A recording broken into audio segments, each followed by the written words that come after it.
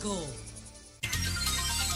9:30. José La Luz. Gracias, Julio. Buenos días y feliz inicio de semana para toda la sociedad dominicana y para todos los que nos escuchan. Miren, atención a la Policía Nacional, una de las personas que nos atiende aquí en la cabina de Sol y de Radio Cadena Comercial en el sector de Holguín, al lado del destacamento del 9, en el kilómetro 9,5, ahí de la autopista Duarte. Ayer le quitaron su cartera, la maltrataron, le dieron con una pistola en la mano, tiene la mano hinchada. Oh, Dios. Y eso está al lado del destacamento de la policía en el 9, señores.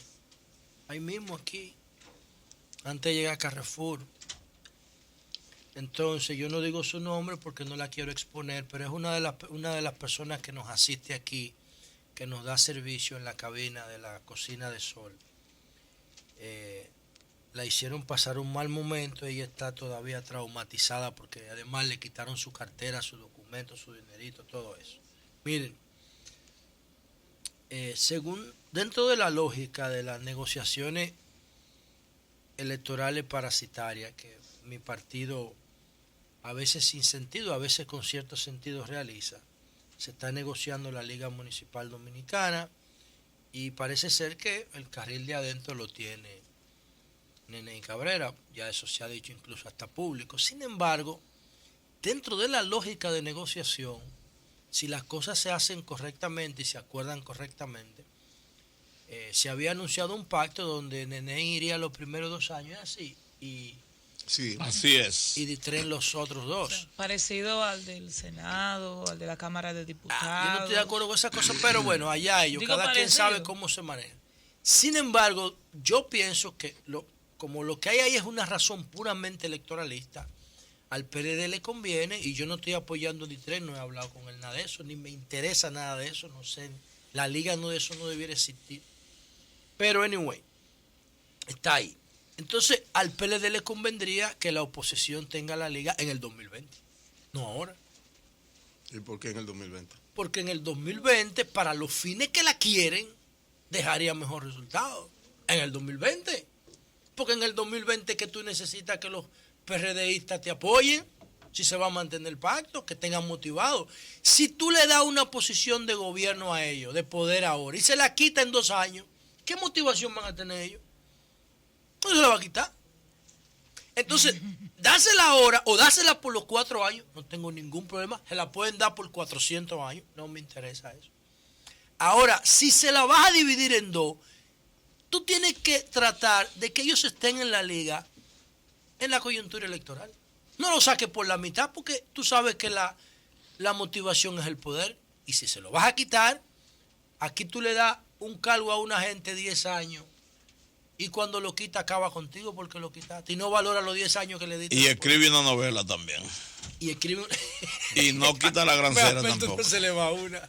Y escribe una novela después. Pero entonces yo digo. Si la novela es buena. Bueno, tiene pero está bien. yo no he Yo dicho te pongo un cargo 4 años, 8 años. Y porque te quito 1 año, tú sales a acabarme. No, entonces ya. Yo valora que te puse. Estoy de acuerdo contigo. Y te dejé tanto tiempo. Entonces, con esa lógica, si tú le das la liga al PRD, no se la quiten en el 2018. Porque si se la quita en el 2018, va a tener problemas ahí. O se la da por los 4 años. Un análisis lógico. O se la da los últimos 2. Ese es un análisis. No sería en el 18, sino en el 19. No, porque estamos. Si 2 años. Son y 2 de años, todas 2 maneras, años. Este. Es en el 21 la próxima Bueno, pues asamblea. está bien, no importa. El tema es que en la coyuntura electoral no va a estar ahí el aliado. ¿No es así? Así es. Cuando venga la coyuntura de las elecciones, no va a estar ahí. Entonces. Ideológicamente no es igual tener al PRD de aliado que al Partido Reformista. Por la sanidad política. Bueno, entonces, señores, miren. Digo yo. Otra cosa con relación al PLD. La ley 66-97, que es la ley orgánica de educación, el PLD la promulgó en el primer gobierno del PLD, 96-2000. Esa es la ley que crea la figura del 4%. Independientemente del esfuerzo que hizo el poder legislativo, quien promulga la ley es el PLD, el gobierno del PLD. El PLD es que crea la figura del 4%. Pero el PLD crea la figura del 4% y después no la cumple. La figura del 4%. No la cumplió en el 97, ni en el 98, ni en el 99. Negando a Bosch porque Bosch decía que a los gobiernos había que llevarlo a su propia legalidad. Cuando Balaguer decía, Bosch decía, a Balaguer hay que llevarlo a su propia legalidad, no a la legalidad nuestra que aspiramos, a la de él, a la que él definió. A las normas establecidas. Será por Entonces, no salir a combatir Juan Bosch que tenía miedo. Bueno, pero él decía que había que llevar a Balaguer a su propia legalidad, a la legalidad del gobierno, a la legalidad mostrenca de la Constitución del 66, que hizo abortar la Constitución del 63. Entonces el PLD crea la figura del 4% y luego se la deja quitar, porque no la cumple. No la cumplió el PLD, vino Hipólito, 2000, 2004, y tampoco la cumplió. Incluso Hipólito cogía cuarto de educación y se lo daba a Soto Jiménez para la Fuerza Armada. Aumentó el presupuesto, Hipólito, de educación. Sí, muy bien. Ahí está la historia. Ahí está. Entonces, ¿qué ocurre? Vuelve el PLD en el 2004 y tampoco cumple la ley de educación. Bueno, en el periodo ya 2008-2012 se produce con una influencia de Brasil el movimiento del 4% y de las sombrillas amarillas. Y el PLD sufrió uno de los daños de imagen más grandes que había sufrido en su historia electoral. Le afectó la bandera de la educación, la bandera de la juventud, la bandera de la transparencia, la bandera de la tecnología y de la modernización del Estado. 5 capítulos clave en el PLD se afectaron con el enfoque y la actitud reaccionaria frente a la inversión de la educación. Danilo hábilmente asumió la bandera, lo habían asumido todos, Hipólito también, y el Partido Reformista. Cualquiera que ganara, si no apoyaba eso del 4%, no lo iban a dejar tranquilo en las redes sociales. Bueno, pues ahora el PLD está cometiendo el mismo error con el tema de la corrupción. Porque el PLD no ha fijado una posición con relación a esto. El PLD tiene que fijar una posición con relación al tema de la corrupción. Porque ahí hay casi 2 millones de personas que estamos esperando que es lo que el PLD va a decir. Tiene que fijar una posición conforme a los estatutos del partido para uno saber cómo opinar. Yo opino todos los días en los medios y mañana nos van a convocar en el Congreso. ¿Qué vamos a hacer? No hay orientación de nada, todo el mundo está callado. Tienen que decirle a uno cuál es la posición del partido con relación a este tema. A partir de ahí, entonces, uno puede hablar con, o lo apoya o no lo apoya, o se queda neutral, qué sé yo. Pero tiene que haber un marco de actuación. Y yo considero que el PLD debe fijar una posición conforme a sus estatutos. El PLD no manda a nadie a delinquir. El PLD manda a las personas a hacer las cosas bien. Los estatutos del PLD coinciden con las mayores aspiraciones de la sociedad. Entonces, ¿qué pasa? ¿Qué hacemos? Yo realmente tengo un poco de falta de orientación en ese aspecto. Tengo mis posiciones, pero no puedo opinar porque no sé lo que mi partido está pensando. Y lo que me preocupa es que nos pase al PLD con la corrupción lo que nos pasó con el 4%. Y le digo a mi partido, si van a seguir ampliando la clase media, si la van a seguir expandiendo la clase media, tienen que medir las consecuencias, tienen que respetar la clase media. Si vas a poner un ciudadano o una franja de la sociedad a pagar impuestos, tienes que tener cuidado de lo que vas a hacer con ese dinero. Los pobres no reclaman porque los pobres creen que todo les cae del cielo. Los ricos no reclaman porque los ricos tienen su parte del pastel asegurada. Es la clase media la que reclama. Y el PLD se ha enfocado en expandir la clase media sin medir las consecuencias políticas de eso. Si la representa con ética, no habrá problema. Pero si no la respeta, va a haber problema. José, Y un por momentito, que hay último, una información sí, antes okay, de está bien. Sí, acaba de morir el poeta Federico Jovine Bermúdez. Qué lástima. Poeta de la posguerra, de esa generación que surgió después de la guerra de abril. Nuestro pésame Alguien que mayor. prepare un perfil de él, porque yo particularmente no conozco mucho su obra. Le conozco a él. Sí, Estaba enfermo. Que vayan preparando un perfil para que lo digamos después de la pausa. Sí. sí. Entonces, miren, señores, por último, decir lo siguiente. Cuando se supo la información, cierta o no, creo que más mentira que verdad, de que la banda de John Percival Mato quería secuestrar a Roberto Ángel Salcedo, él dio unas declaraciones, parece ser, atribuyéndole a la cultura marginal, musical, urbana de República Dominicana, la conducta de cierta franja de la juventud. Y lo han criticado mucho a Roberto con eso. Inclusive el portal Alofoque, que es un portal referencia en materia de la música así urbana, llamó un boicot hasta que Robertico no se retracte, no pida disculpas. Bueno, lo que está diciendo Roberto Ángel Salcedo es que la música urbana influye en la conducta de los jóvenes.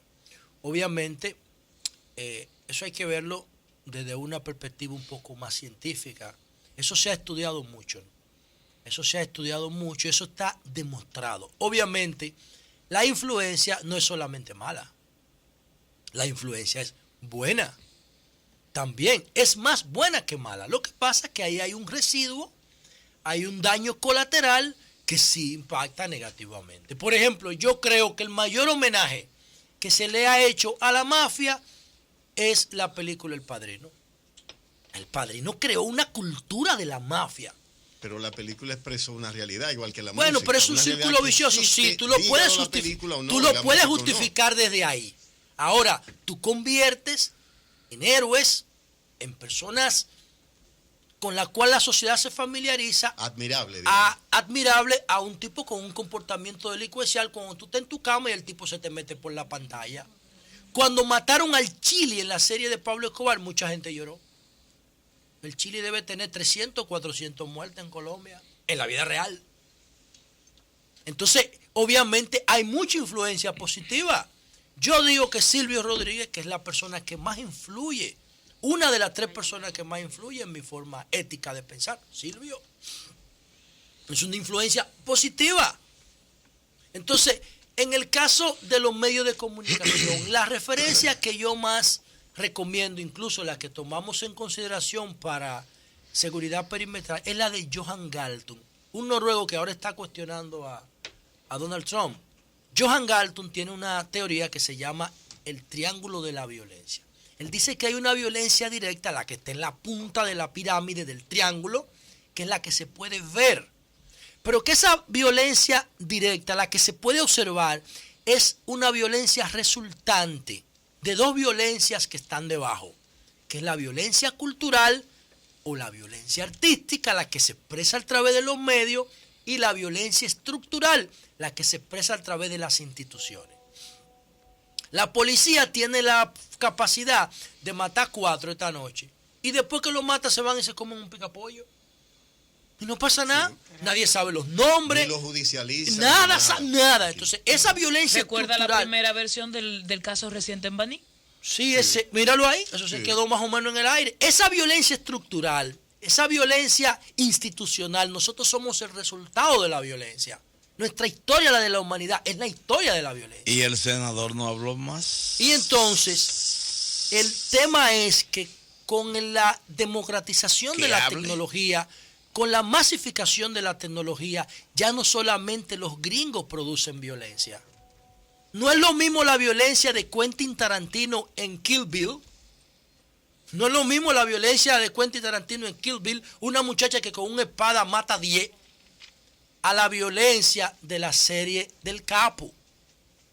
En la serie del Capo él plantea que hay que regalar la droga. ¿Qué estaban haciendo en San Francisco de Macorís? ¿No estaban regalando la droga?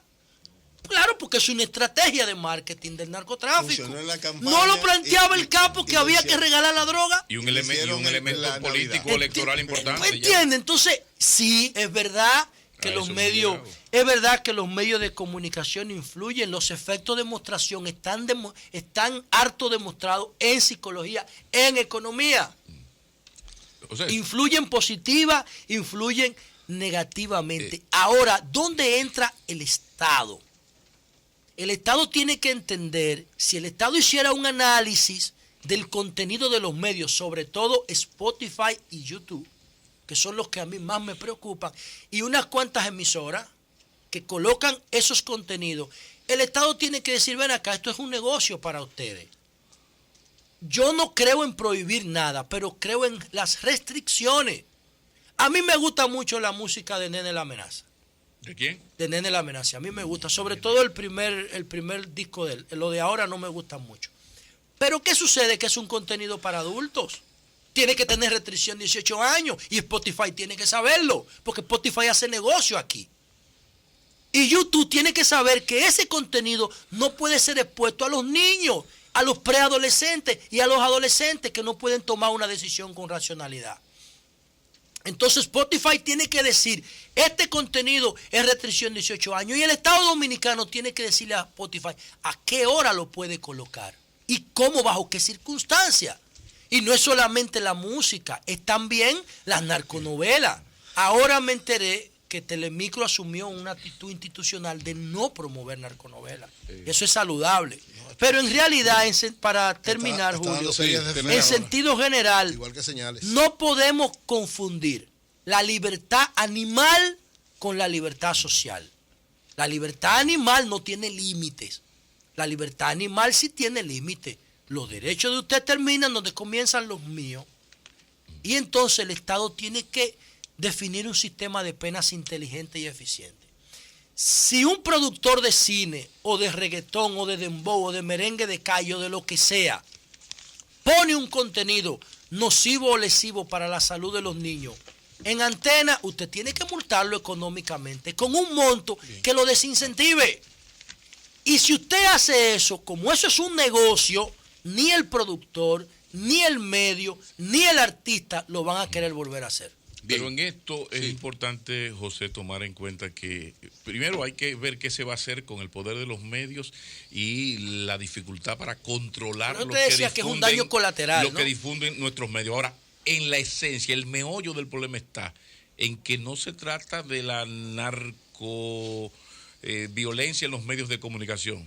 Es la narcovida que se vive. O sea, cuando se le hace el homenaje en El Padrino al narcotráfico, es porque ya ese homenaje y ese reconocimiento. Eso fue a la mafia. La que tú dices fue cara cortada. A la mafia, ¿no? Que no, la a hizo... la mafia que estaba entrando en el narco. Acuérdate que en el 3 ya entra en esa etapa. Pero donde voy es que hay un problema y es lo esencial. O sea, los medios de comunicación reflejan una realidad que ya está. Entonces hay que trabajar en lo que tú dices, estoy de acuerdo en cómo controlar eso, pero sin descuidar Julio, la realidad. Pero